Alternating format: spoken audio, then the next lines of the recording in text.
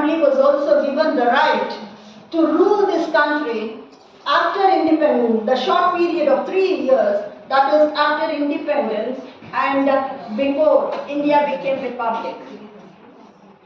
When we talk about this emergence of this fabulous document of the Indian Constitution, we have to say that there was a lot of criticism to this document because it was about 395 articles in the original Constitution. And Sir Ivor Jennings, who is a famous British constitutional expert, has said that it is too long and too rigid. And one of the members of the Constituent Assembly, Hanumantayya, he has said that he wanted to listen the music of sitar and veena, but he was listening the music of the Western band. Both the criticisms, they are not fair because the Constitution has to be long as it is addressing the country like India with diversified cultures, the largest populated country, and so obviously it has to be long. And coming to rigid, it's not, because it has provided the so-called the amendment process. When it comes to the music of the criticism raised by Hanumantayya, who belongs to Karnataka, the answer for this is, though the music is from the Western band, the symphony is the India, and the orchestra is played by, of course, by the English and European constitutions. When we talk about this emergence of this wonderful document called the Constitution, it contains the important articles, and you all know that it is considered to be a hodgepodge constitution. All the provisions have been taken right from American Constitution, which has come in the year 1789, which is considered to be the ancient constitution, and to the latest Japanese Constitution, which is 1 year older than the Indian Constitution. And when we talk about the fundamental rights, which was not there in 1935 Government of India Act, it has come in the 50 document, the Constitution, and you know that fundamental rights are the crux of the Indian Constitution.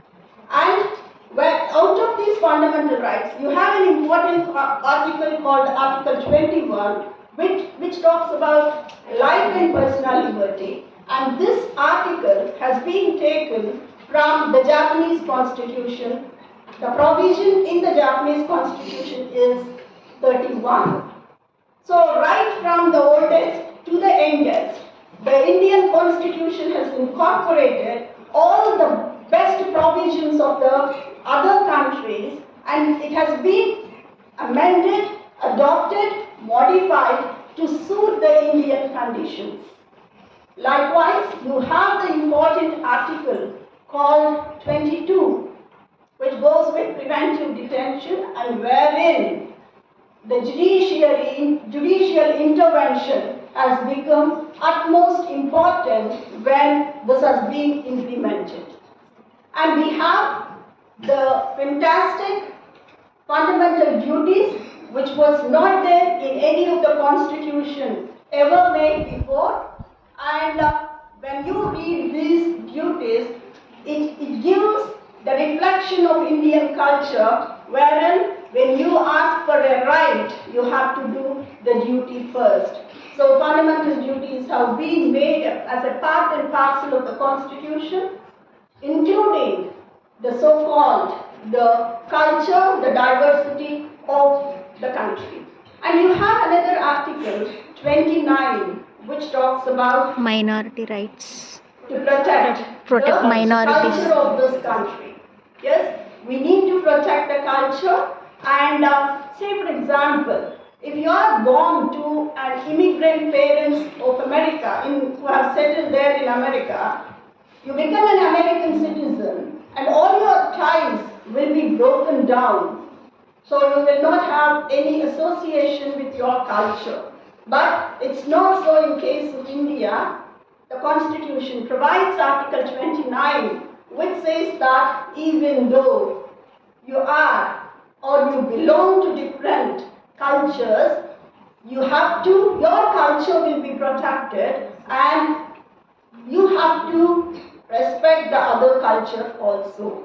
And the last one, which is very important, is fraternity, which is there in the preamble of the Constitution, which talks about the brotherlyhood.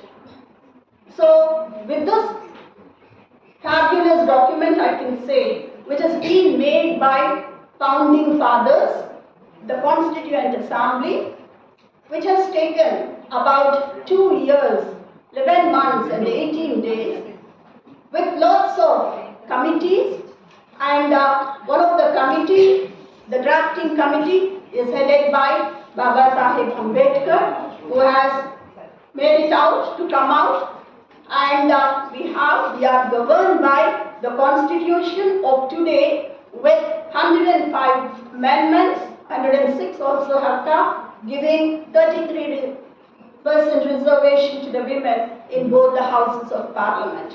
This is the background of the Indian Constitution, and let us listen from dignitaries on the dais.